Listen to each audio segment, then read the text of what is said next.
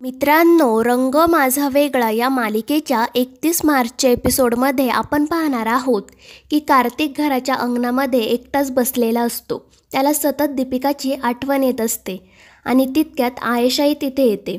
तो तिला म्हणतो की दीपिका इथेच चित्र काढत बसायची नेहमी, खूप रमून जायची त्यात. आम्ही तर तिने काढलेल्या चित्रांवरून गोष्टही तयार करायचो आणि त्यानंतर तो शांत होतो. थोड्या वेळाने तो आयेशाला म्हणतो की आता परत असं कधीच होणार नाही ना, ती पुन्हा कधीच इथे येणार नाही का? आणि त्यावर आयेशा म्हणते, फक्त इथे असं बसून काय होणार आहे? त्यावर कार्तिक विचारतो, मग काय करायचं आपण? आणि त्यावर आयेशा लगेचच कार्तिकला घेऊन दीपाच्या घरी जाण्यासाठी निघते. तर दुसरीकडे कार्तिकीय दीपाला म्हणते की मला दीपिका इथेच राहायला हवी आहे आणि दीपिकाला ती विचारते की राहशील ना तू इथे? त्यावर दीपिकाही हो म्हणते. त्यानंतर त्या दोघीही आता आपल्याला कायम एकत्रच खेळायला भेटणार म्हणून खूप खुश असतात. मात्र दीपा त्यांना समजावत म्हणते की दीपिकाला इथे ठेवायचं की नाही ते आपण नाही ठरवू शकत, ते तिच्या घरचे ठरवतील. आणि त्यावर दीपिका लगेच तिला विचारते की म्हणजे तू मला त्या घरी परत पाठवणार आहेस का?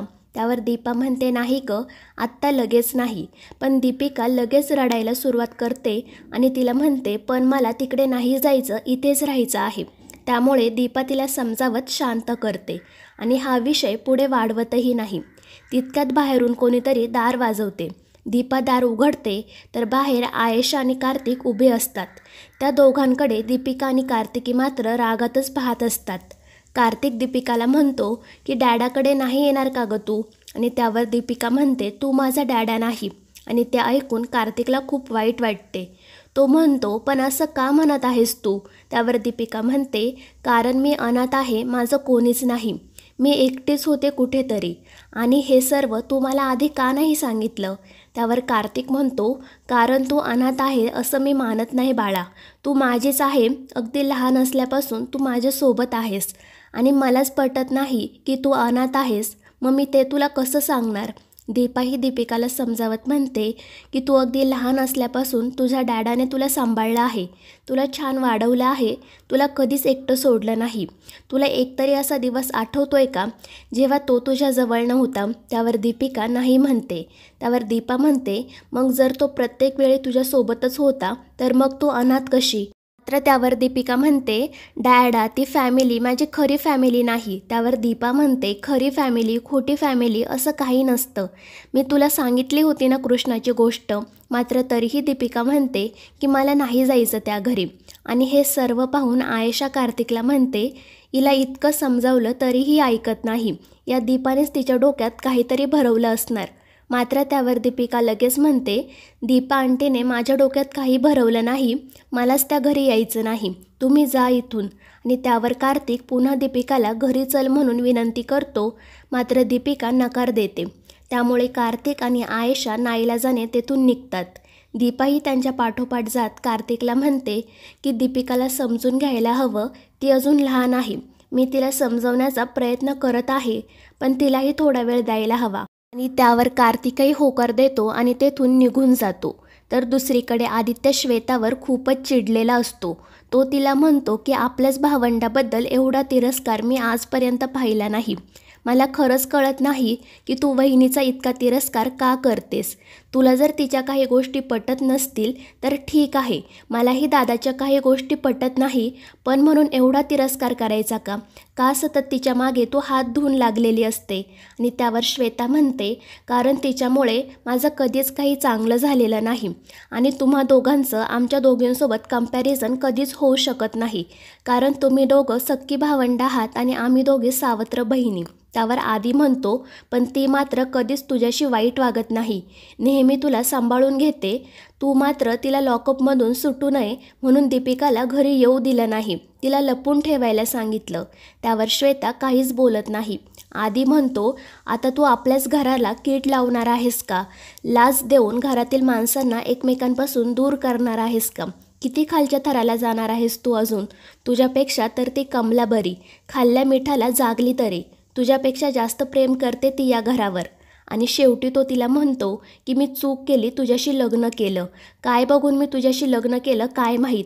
आणि हे ऐकून श्वेताला धक्काच बसतो. आदी पुढे म्हणतो की मला अशी मुलगी हवी होती जी या घरामध्ये आनंद घेऊन येईल, या घरातील माणसांना आपलं मानून त्यांच्यावर प्रेम करेल, जे वहिनीने केलं. पण तू जाऊ दे, माझंच चुकलं, मी लग्न नव्हतं करायला पाहिजे तुझ्यासोबत. आणि त्यावर श्वेता चिडून म्हणते, एवढाच जर पश्चाताप होत असेल तर तुझ्या भावाने दीपाला जसं सोडून दिलं तसं तूही मला सोडून दे. आणि हे ऐकून आदी अजूनच चिडतो. तो म्हणतो त्या दोघांना आपल्यामध्ये आणू नको आणि तुझी तर वहिनीसोबत बरोबरी करूच नको. तुमची कधीच कंपॅरिझन होऊ शकत नाही. तुला फक्त इनामदारांची सून म्हणून मिरवायचं आहे, पण त्यासाठी लागणारे कष्ट मात्र घ्यायचे नाही. त्यावर श्वेता उगाच नाटकं करत म्हणते की हो, खूप वाईट आहे ना मी, काय करू मग आता, जीव देऊ का. त्यावर आदी म्हणतो, तुझ्या पोटात माझं बाळ आहे एवढं फक्त लक्षात ठेव. आणि त्यावर श्वेता रडतच म्हणते, आदी you hate me so much, मग का राहू मी इथे. त्यावर आदी म्हणतो, असं निगेटिव्ह बोलण्यापेक्षा चांगल्या गोष्टींचा विचार कर. आणि आता जर तू सुधारली नाहीस तर तू ना कधी एक चांगली मुलगी होऊ शकशील, ना बायको आणि ना आई, एवढं लक्षात ठेव. त्यामुळे आता तरी सुधार. आणि तो रागातच तेथून निघून जातो. तर दुसरीकडे ललित आणि सौंदर्याही खूपच काळजीमध्ये असतात. दीपिका कार्तिकसोबत तरी घरी येईल का नाही याच विचारामध्ये ते दोघे असतात. तर दुसरीकडे साक्षी दीपाच्या घरी आलेली असते. साक्षीने 2-3 ऑर्डर्स आणलेल्या असतात आणि त्यासाठी हवं असणारं सामानही मागवलेलं असतं. आणि त्यामुळे त्या दोघी पुन्हा त्यांचा बिझनेस नव्या जोमाने सुरू करतात. तर दुसरीकडे कार्तिक खूपच दुःखी असतो. दीपिकाने त्याच्यासोबत यायला नकार दिल्यामुळे तो पूर्णपणे कोलमडून जातो. आयेशा मात्र दीपानेच दीपिकाच्या मनात हे सर्व भरवलं असणार असा आरोप करत असते. मात्र कार्तिकचा त्यावर विश्वास बसत नाही. दीपिका त्याच्यापासून मनाने इतकी दूर गेली आहे यावर त्याचा विश्वासच बसत नाही. तो खूप पॅनिक होतो आणि सतत रडत असतो. तर मित्रांनो, या मालिकेच्या पुढील भागांमध्ये आपण पाहणार आहोत, दीपिका घरी न आल्यामुळे कार्तिक खूप दुःखी असतो. त्यामुळे सौंदर्या त्याला समजवण्याचा प्रयत्न करते. ती त्याला सांगते की आपण दीपिकाला थोडा वेळ देऊ आणि त्यानंतर ती नक्की पुन्हा घरी येईल. तर दुसरीकडे दीपाही दीपिकाला समजवण्याचा प्रयत्न करत असते. ती तिला कृष्णाची गोष्ट पुन्हा सांगते. मात्र तरीही दीपिका घरी जाण्यासाठी तयार होत नाही. त्यानंतर दुसऱ्या दिवशी कार्तिक दीपिकाच्या शाळेमध्ये येतो. मात्र तिथे दीपा त्याला सांगते की मला असं नाही वाटत ती तुला भेटेल म्हणून. त्यामुळे कार्तिक एका गाडीमागे लपून दीपिकाला पाहत असतो. तर मित्रांनो, या मालिकेचे पुढील भाग अतिशय रंजक होणार आहेत. या मालिकेच्या पुढील भागांच्या अपडेटसाठी आपल्या चॅनलला सबस्क्राईब करा.